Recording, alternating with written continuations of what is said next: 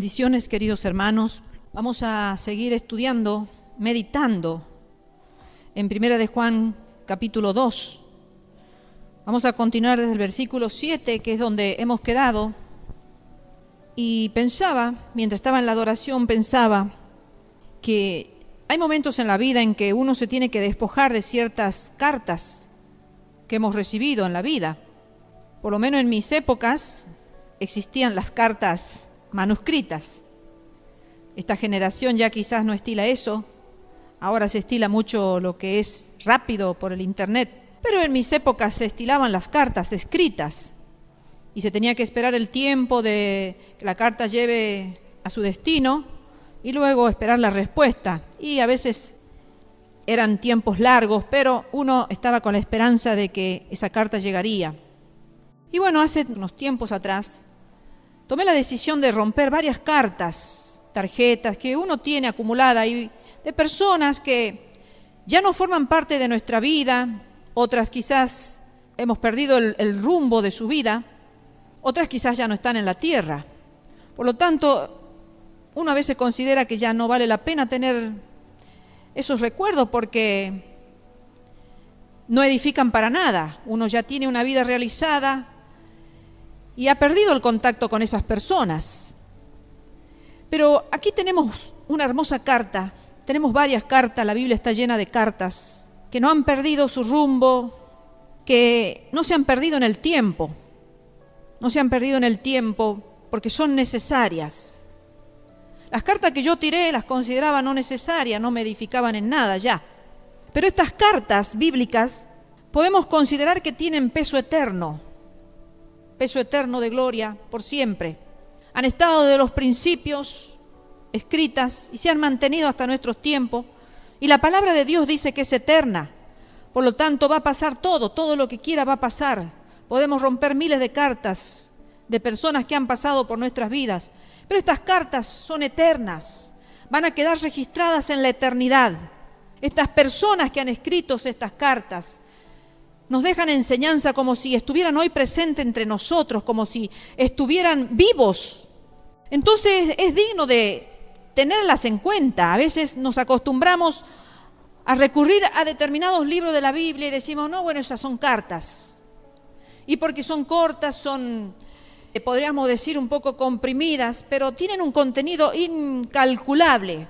Enseñanzas que nos pueden llegar a asombrar. O cosas que tenemos que recordar, porque el ser humano es así, necesita estar recordando muchas veces las enseñanzas. Entonces continuamos leyendo, cuando allí San Juan, el apóstol Juan dice, hermanos, no os escribo mandamiento nuevo, sino el mandamiento antiguo que habéis tenido desde el principio. Este mandamiento antiguo es la palabra que habéis oído desde el principio.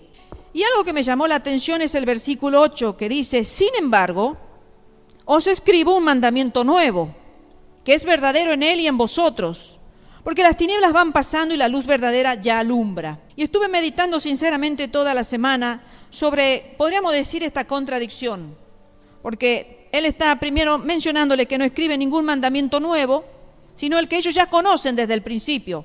Entonces, como acá no especifica desde qué principio ya lo conocen ellos esos mandamientos, pero sí podemos, mediante la guía del Espíritu Santo, porque en realidad el Espíritu de Dios me hablaba fuertemente y especialmente hoy el Señor me hablaba y me explicaba. Entonces podemos pensar nosotros que la Biblia está llena de mandamientos y estos apóstoles los conocían, o sea, los judíos los conocían a los mandamientos, estaban en la Torá, pero luego viene Jesucristo a las zonas. ¿Qué significaban esos mandamientos? Por eso el apóstol aquí dice, sin embargo, os escribo un mandamiento nuevo, que es verdadero en él y en vosotros. En él, o sea, ¿en quién es verdadero? En el que es la verdad, el camino, la verdad y la vida. Es verdadero ese mandamiento y en nosotros también, en ellos. Eso trataba de explicar el apóstol San Juan. ¿Y por qué sigue él explicando? Dice que es verdadero en él y en vosotros. ¿Por qué? Porque las tinieblas, dice, van pasando y la luz verdadera ya alumbra. Entonces, en este último pensamiento meditaba, porque mientras Jesucristo estuvo en la tierra, sucedieron muchas cosas. Pero Él empezó a manifestarse como la luz del mundo. ¿Por qué tenía que manifestarse como la luz del mundo? Porque primero Él estaba como una sombra. El Cristo que había de venir era una sombra, era como algo oscuro. Era como algo que la gente lo esperaba, pero en realidad lo esperaba. ¿Quién será? ¿Cuándo vendrá? ¿Qué dirá? ¿Cuántos pensamientos habrá en la mente de los judíos esperando la expectativa del Cristo, del Mesías que iba a venir a la tierra? El Mesías estuvo entre ellos, llegó a la tierra. Entonces, en la medida que el Mesías, el Cristo, se iba manifestando, ¿qué era lo que iba retrocediendo? Las tinieblas. Todo aquello que era oscuro para el ser humano. Todo aquello que era tiniebla, una sombra. Cuando existe la sombra es porque hay ausencia de luz. Entonces dice, la luz se iba manifestando porque era realmente verdadero y alumbraba. Porque cuántas personas, y lo vamos a ir viendo un poquito más adelante, habrán querido alumbrar con la misma luz de Jesucristo y nunca lo pudieron hacer. Porque vamos a ver más adelante que el anticristo se manifestó. No es una cosa de que la estamos esperando y que algún día llegará el anticristo, sino que hubieron varios anticristos antes, incluso en los tiempos que estaba Jesucristo y antes de él, pero no tenían la luz que alumbraba. Pero esta luz dice que era verdadera. Y dice, y la luz verdadera ya alumbra, ya. O sea, no la tenemos que esperar, ya está iluminando, ya ha iluminado nuestras mentes, ya ha iluminado nuestros corazones. Ya nos ha hecho entender muchas cosas que antes no la entendíamos. Entonces, sigue diciendo el apóstol, el que dice que está en la luz y aborrece a su hermano, está todavía en tinieblas. O sea, el apóstol está diciendo que hemos venido viviendo por muchos años quizás, y hemos venido practicando buenas obras y haciendo buenas cosas. Hemos venido practicando los mandamientos que están establecidos en la Torá, en su palabra. Pero sin embargo dice, el que dice que está en la luz y aborrece a su hermano, está todavía en tinieblas. O sea, lo que el apóstol está diciendo es, quizás están muchos confundidos, están pensando que están en la luz, pero sin embargo están aborreciendo a sus hermanos. Entonces realmente la luz no está en ellos, todavía están en tinieblas. Y sigue diciendo, el que ama a su hermano permanece en la luz y en él no hay tropiezo, porque cuando hay luz vemos el camino, cuando hay luz vemos las cosas que están adelante de nosotros y si miramos para atrás las vamos a ver a nuestro costado, porque la luz alumbra y nos hace ver hasta las cosas más pequeñas que hay quizás en el camino. Pero dice que el que ama a su hermano realmente permanece en la luz. ¿Qué es la luz? Es Jesucristo, es la luz del mundo. Jesucristo es la luz del mundo. Él alumbró, sus enseñanzas alumbraron, sus enseñanzas trajeron claridad a la mente. Entonces, dice que todo aquel que dice que ama a su hermano tiene que permanecer en esa luz. Y por lo tanto esa persona no va a tropezar, y si no tropieza no va a caer, porque va a estar sostenido, la luz lo va a ayudar a ver todo aquello que puede ser tropiezo.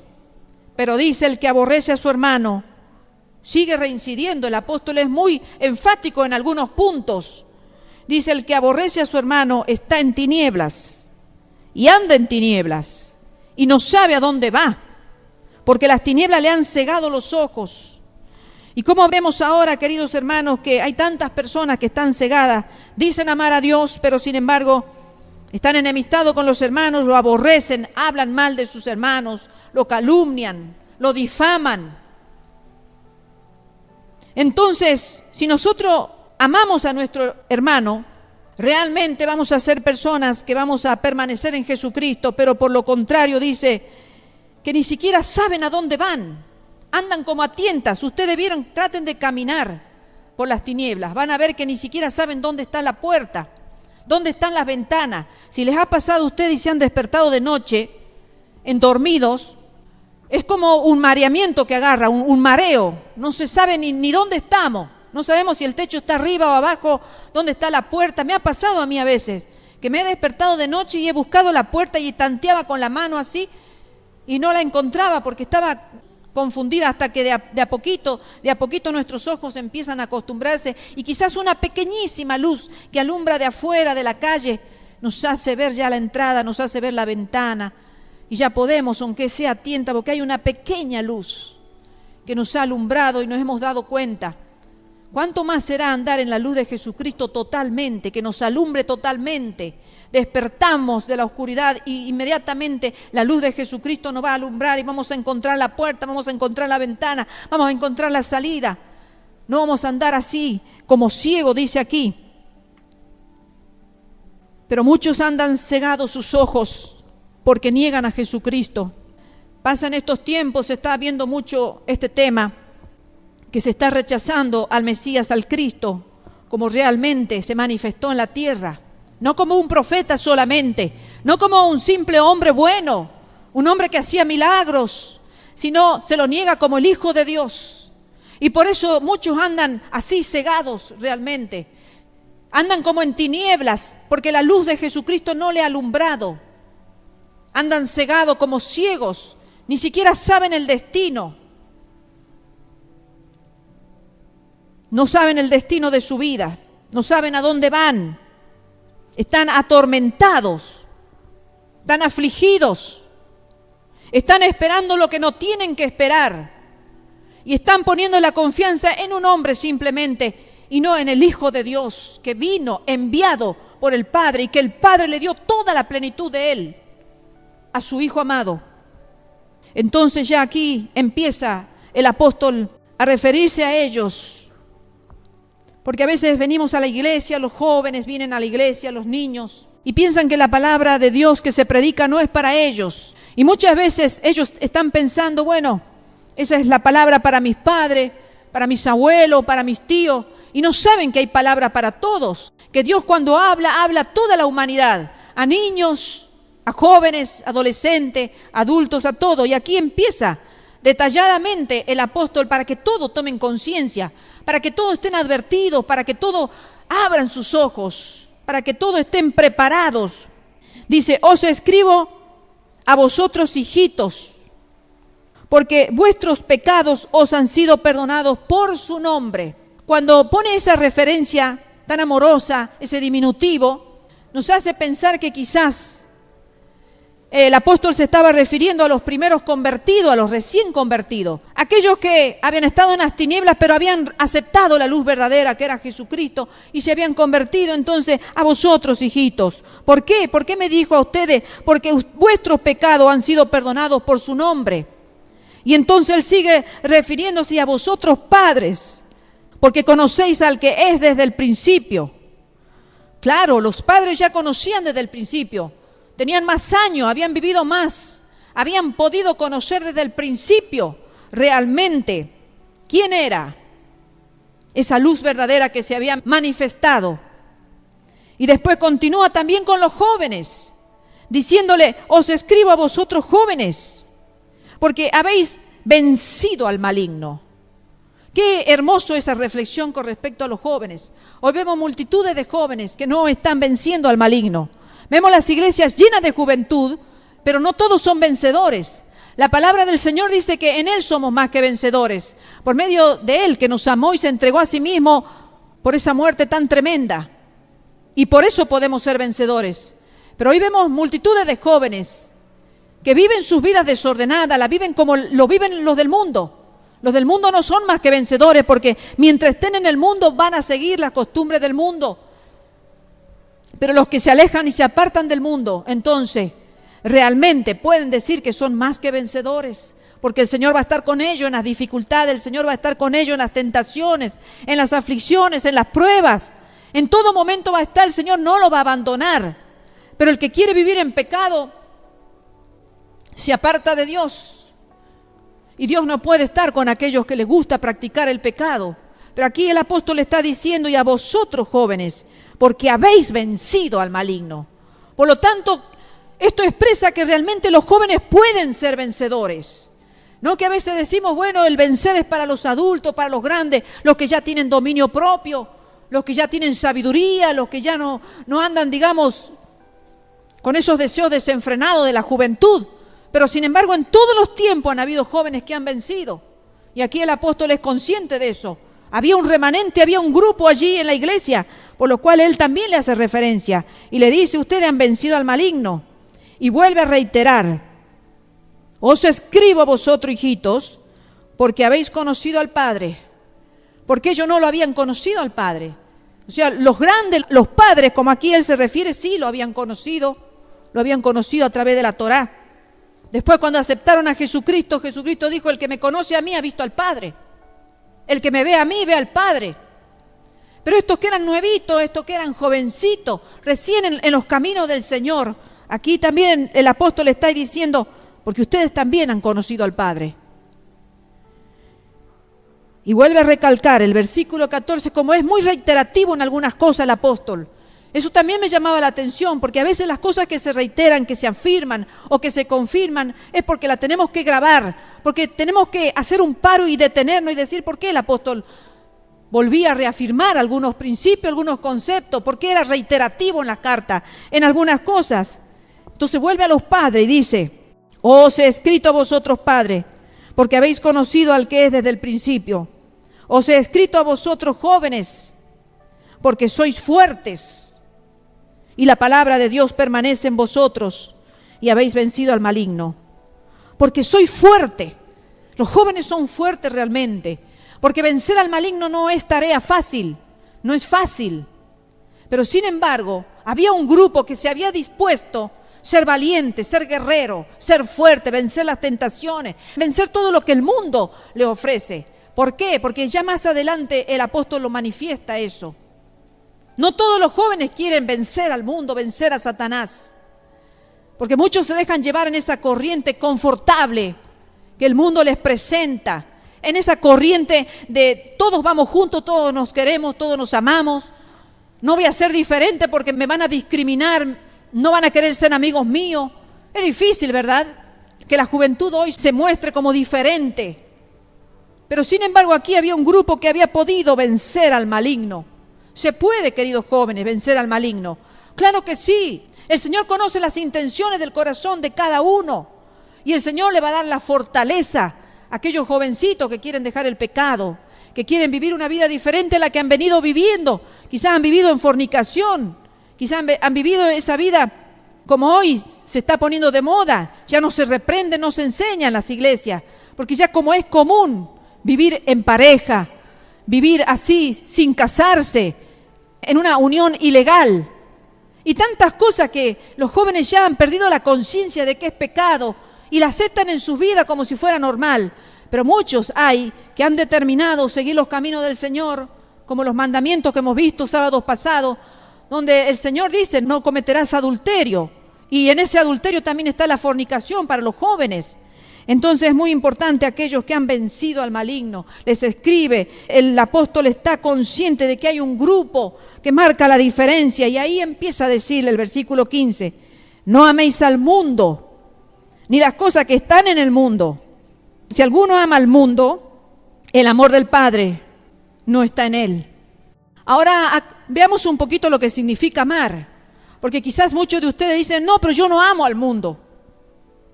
Yo estoy en el mundo, pero yo no lo amo al mundo. Entonces, es importante primero reconocer qué significa amar. Cuando nosotros amamos a una persona, le dedicamos tiempo. Porque como dice el dicho, que lo que no se siembra muere, lo que no se riega se seca. Entonces, cuando uno ama a una persona, le dedica tiempo. Cuando uno ama a una persona, desea estar con ella.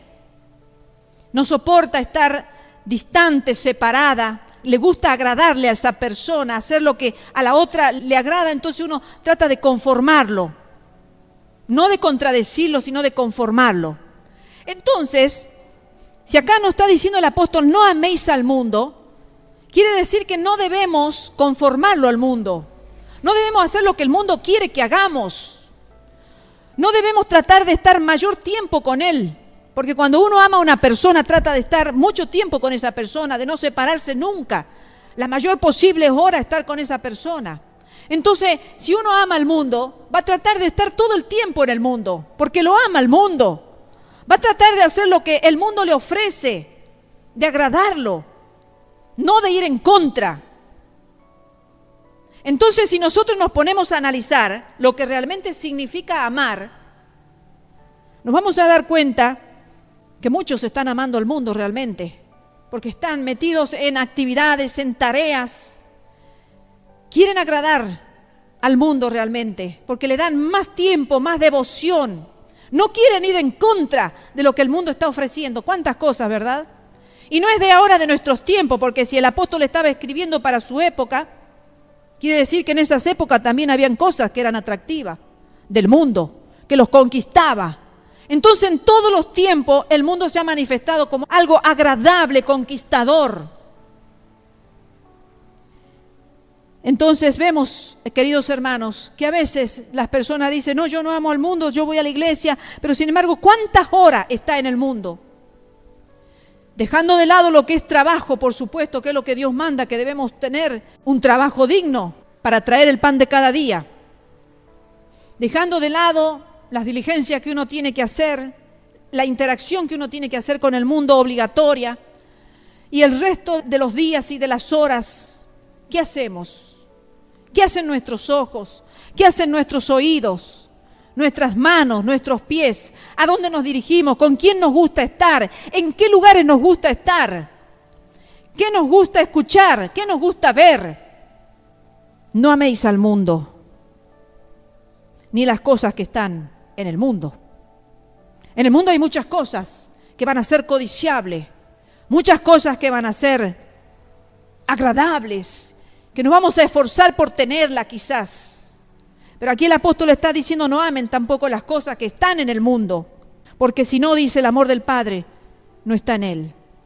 Porque nuestro Padre es celoso, y si nosotros al mundo le estamos dando un mayor amor, entonces dice que el amor del Padre no va a estar en la persona esa que le está dando un mayor amor al mundo. Porque por lógica, si en una relación normal no se está amando como Dios manda que se ame, otorgándole el tiempo, dándole el amor, el cuidado, la protección, la felicidad que se le tiene que dar, en el mundo pasa lo mismo. Si uno le está dando al mundo más que lo que le da Dios, entonces seguramente nuestro Padre Celestial se va a entristecer y tampoco lo va a amar a esa persona. Dice el versículo 16, porque todo lo que hay en el mundo, los deseos de la carne, los deseos de los ojos y la vanagloria de la vida, no provienen del Padre, sino del mundo.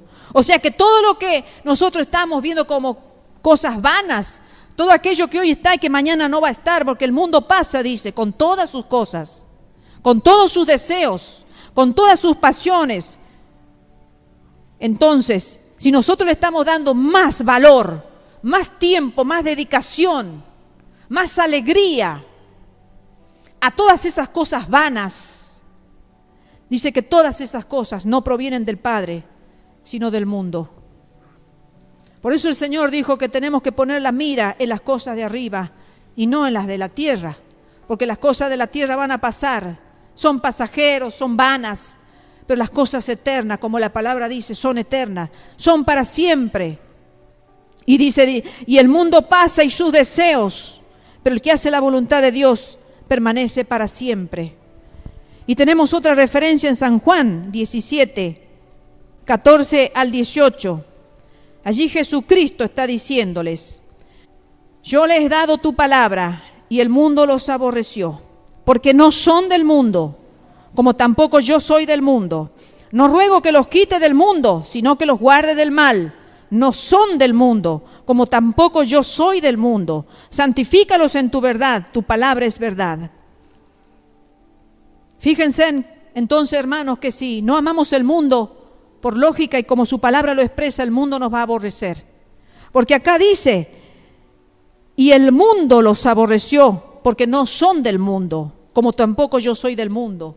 Entonces, si nosotros no estamos amándolo al mundo, en todo matrimonio o relación humana acá en la tierra, cuando no se ama, se desgasta eso. Entonces, viene todo lo contrario cuando no se ama, viene el aborrecimiento, viene el odio.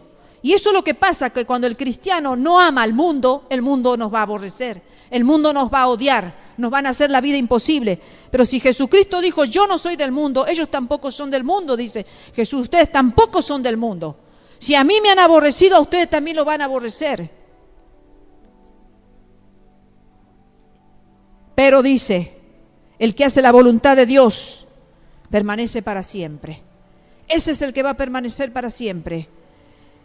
el que hace la voluntad de Dios. Romanos capítulo 12, versículo 2. Dice, no os conforméis a este siglo, sino transformaos por medio de la renovación de vuestro entendimiento, para que comprobéis cuál sea la buena voluntad de Dios, agradable y perfecta. O sea, hermanos, que tenemos que estar en una continua transformación, en una continua renovación. No nos tenemos que conformar a este siglo. Dice, para que comprobemos cuál sea la buena voluntad de Dios, agradable y perfecta. Entonces, el que está amando el mundo realmente no conoce cuál es la voluntad de Dios, agradable y perfecta. Por lo tanto, el amor del Padre tampoco está en esa persona. Y le dice, hijitos, ya es el último tiempo. Y según vosotros oísteis que el anticristo viene, así ahora han surgido muchos anticristos. Por esto conocéis que es el último tiempo. Lo que recién le estaba expresando, no es que va a haber un solo anticristo, es que en todos los tiempos han habido anticristos. Todos aquellos que se oponen a la obra que Jesucristo hizo ya, perfecta, la luz del mundo, perfecta, la verdadera luz que vino al mundo, que alumbró, que sigue alumbrando y que alumbrará por siempre. Pero sin embargo, el apóstol decía, ya es el último tiempo, porque se han aparecido algunos que se han hecho llamar Cristos. Quizás hacían milagros, quizás hacían cosas buenas y la gente se confundía. Pero justamente dice, ya oísteis que el anticristo viene y han surgido muchos anticristos. O sea que en esa época ya habían surgido muchos anticristos y en nuestras épocas, en nuestros tiempos, también están surgiendo muchos anticristos. Aquellos que están anulando al verdadero que ya vino en un tiempo y que luego volverá a sacarla a su iglesia de la tierra. Aquel que lo estamos esperando para que nos lleve a la casa del Padre.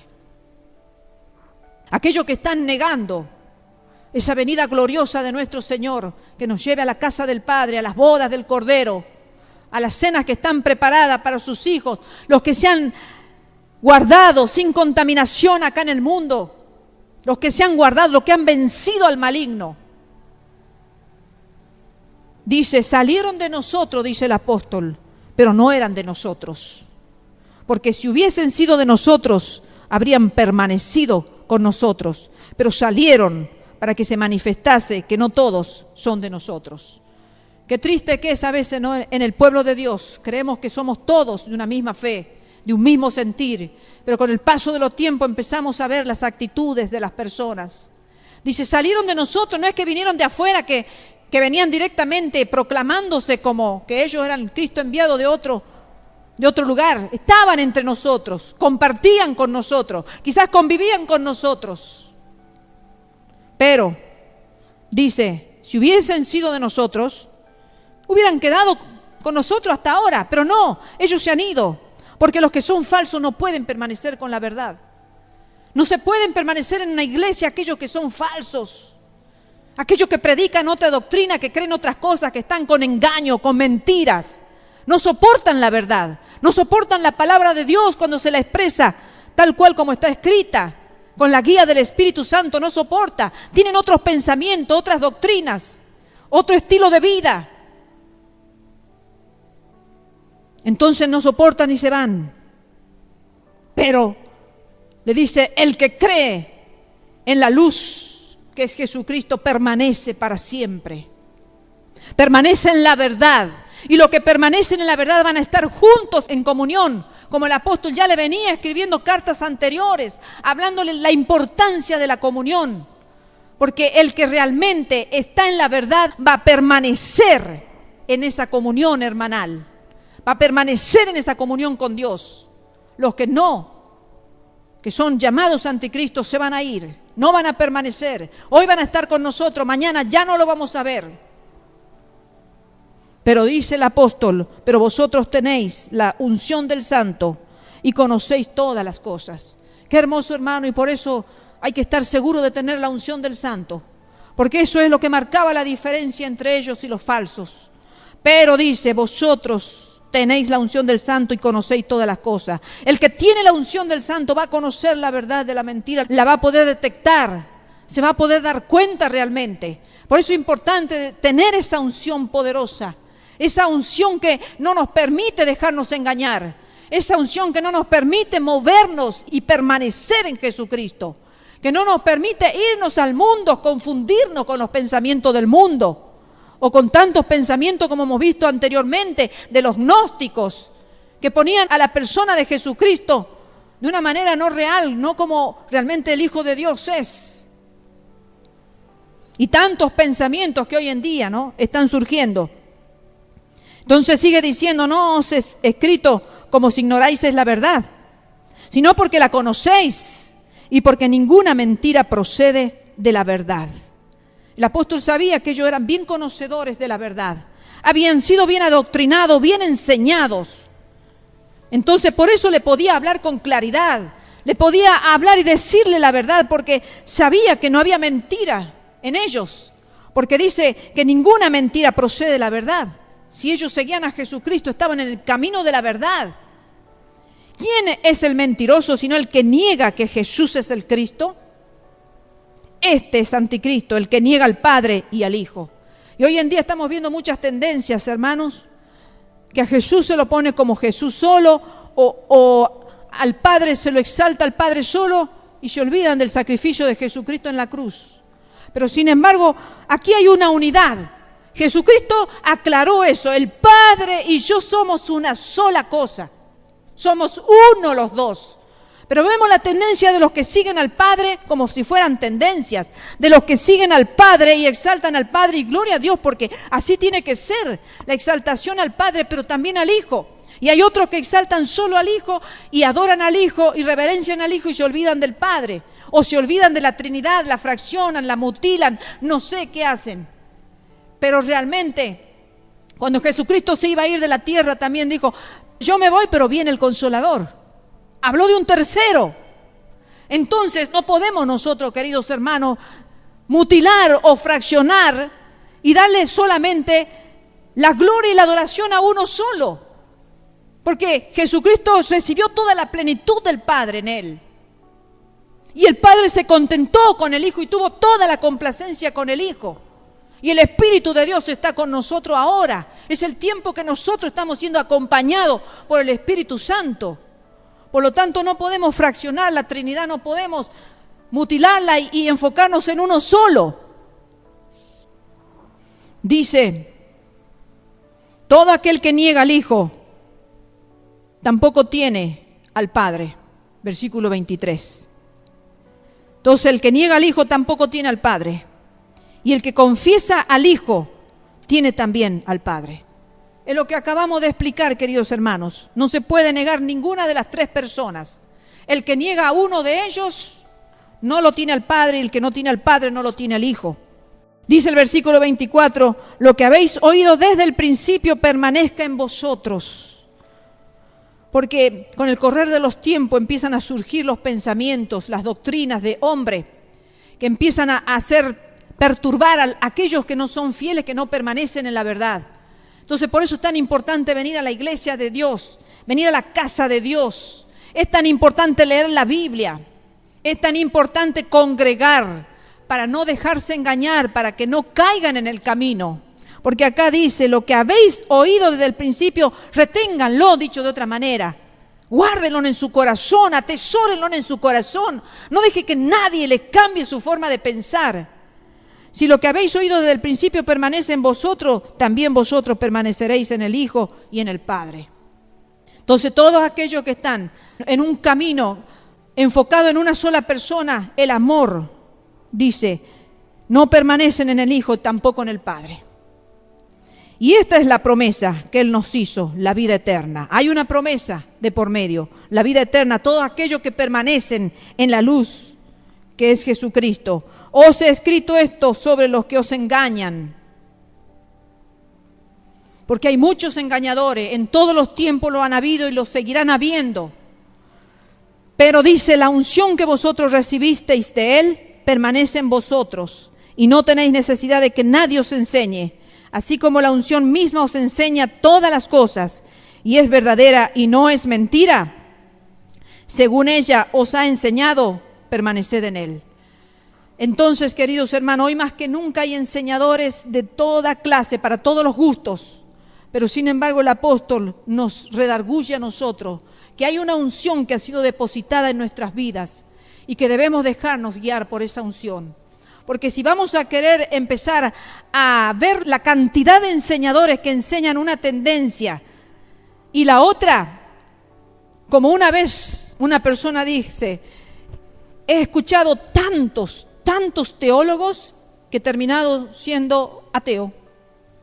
Prefiero no creer en nada, porque se había confundido realmente con tantos divergencia de pensamientos. Y así puede suceder, hermanos, que con tantos pensamientos, cuando no son verdaderos, traen confusión. Y el ser humano que no está firme en Dios puede pasar esto, que terminan siendo ateos. Prefieren no conocer, ni saber nada, ni creer en nada.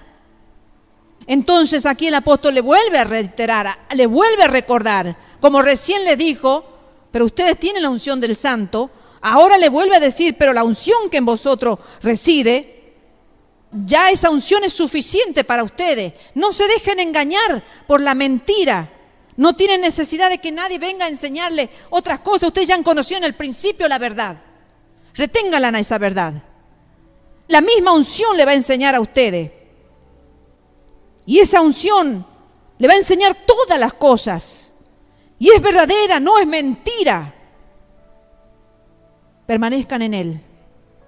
Y dice, y ahora, hijitos, permaneced en él, para que cuando se manifieste, tengamos confianza, para que en su venida no nos alejemos de él avergonzado. Qué importante esas palabras, ¿no? Realmente. También me dejaron pensado, dice, para que cuando él se manifieste en su venida no nos alejemos de él avergonzado. ¿Cuántos se van a alejar avergonzados por haber creído a la mentira y no a la verdad? Por haberse dejado engañar, por haber torcido el camino, por haber perdido esa unción que había sido depositada en ellos. Porque si nosotros no cuidamos, hermanos, esa unción que ha sido depositada, vamos a ser engañados. Porque dice que la unción enseña qué es la verdad y qué es la mentira. Pero debemos permanecer. Acá el apóstol le dice, pero deben permanecer en esa unción. Entonces hay que cuidarla, la unción. ¿De qué manera? No contaminándonos con el mundo, no amándonos al mundo, amándolo a Dios más que al mundo. Estamos en el mundo, pero no somos del mundo. Reconociendo eso, que Dios espera de nosotros una entrega grande, que supere a la entrega que nosotros hacemos al mundo y a todas las cosas que hay en el mundo. Yo no digo que nosotros no vamos a contentarnos con las bendiciones que Dios nos da. Dios nos da muchas bendiciones, pero aprendamos a contentarnos más con las cosas del reino de Dios, con el amor a Dios, con lo que Él nos está preparando en la eternidad. Algunos hablan mucho de que el reino ya está en la tierra y que tenemos que disfrutar y vivir acá en la tierra. Imposible. Imposible, está Satanás actuando acá en la tierra. El reino de Dios va a ser un reino sublime, un reino de paz eterna, un reino de regocijo, porque por más que acá en la tierra nosotros nos esforcemos por regocijarnos, siempre va a estar el sufrimiento en la carne, porque estamos en la carne se duele, están los demonios, está el infierno actuando. Entonces nos vamos a mover con armas del reino, pero todavía nosotros no estamos en la patria celestial, donde todo es perfecto, donde va a huir la lágrima, la muerte ya no va a existir. Va a existir la saciedad, no va a existir el hambre, no va a existir la separación, no va a existir la enfermedad. Todo eso todavía existe acá en la tierra. Que alguien me diga lo contrario, no le creería. No le creería, porque sinceramente estamos en la carne. Es un cuerpo que se va desgastando. Estamos bajo influencia del enemigo, que continuamente nos hostiga porque nos aborrece, como dijo el apóstol. El mundo nos aborrece, nos va a hacer la guerra, nos va a declarar la guerra. Entonces, ¿tenemos las armas del reino? Claro que sí. Nuestro Jesucristo nos hizo conocer su reino a través de Él. Y el Señor nos dijo que nos pongamos la armadura, que oremos sin cesar, que cuidemos la unción que recibamos. Ese Pentecostés que recibieron ellos, lo cuidaron. Por eso los apóstoles pudieron llegar al final de sus días y murieron como mártires, pero llegaron al final porque la unción que habían recibido del Santo estaba en sus vidas. Cuando nosotros la apagamos por las aflicciones de este mundo o por las cosas de este mundo, nos distraemos con las cosas de este mundo, esa unción se va apagando en nuestra vida. Por eso, hermanos, nos alimentemos con su palabra. Escuchemos aquí esta exhortación de este apóstol que le estaba diciendo. Ahora, hijito, permaneced en él para que cuando se manifieste tengamos confianza, para que en su venida no nos alejemos de él avergonzados. Porque por lo visto muchos van a ser avergonzados de poder haber hecho lo que tenían que haber hecho y no lo hicieron. Porque saber el bien y no hacerlo, eso también es malo. Eso también va a traer vergüenza a nuestras vidas algún día. Cuando sepamos que hemos conocido la verdad y no la hemos vivido, no hemos permanecido en la verdad.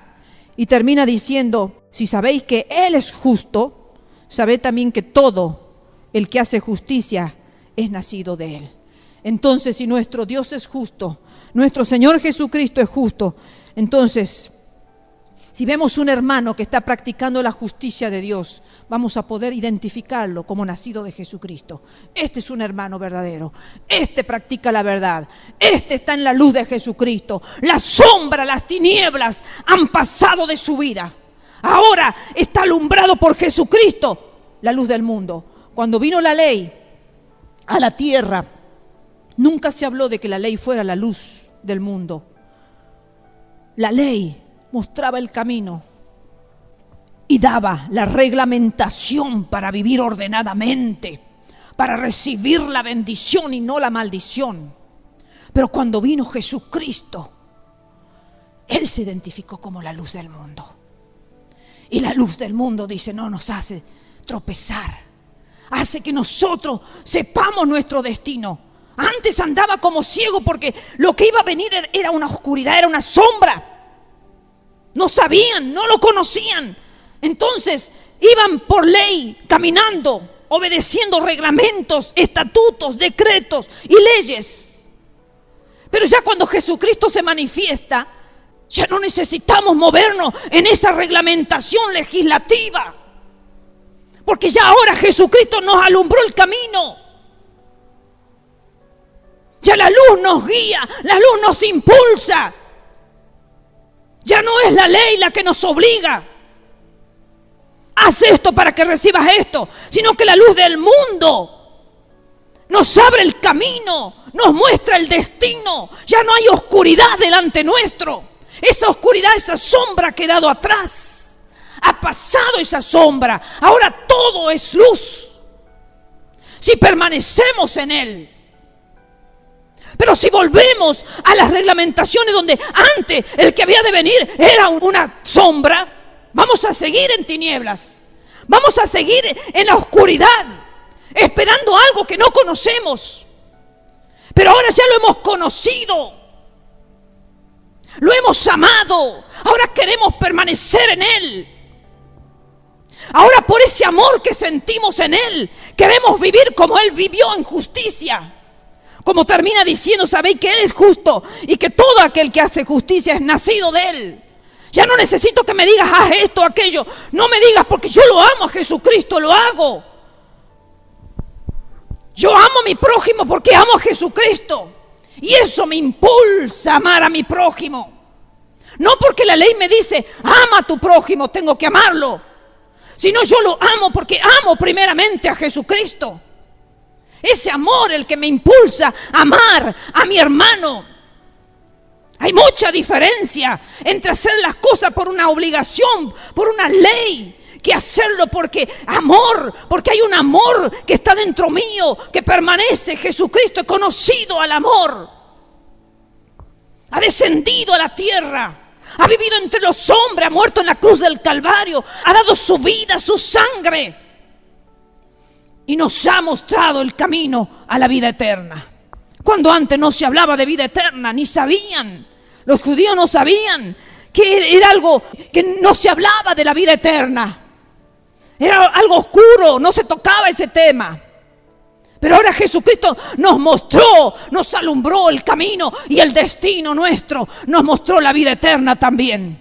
Que Dios nos bendiga, querido hermano, que podamos leer las cartas que no deben ser tiradas, no deben ser guardadas, no deben ser archivadas, como cuántos de nosotros, ¿verdad?, hemos archivado cartas y por ahí hemos encontrado una y hemos dicho, ¡uy, esta carta!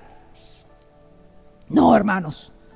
Y estas cartas merecen ser leídas porque las enseñanzas estas son profundas, son de vida eterna. Y este apóstol, si él encontró esa verdad que era digna de permanecer en ella, esas palabras también las recibamos nosotros.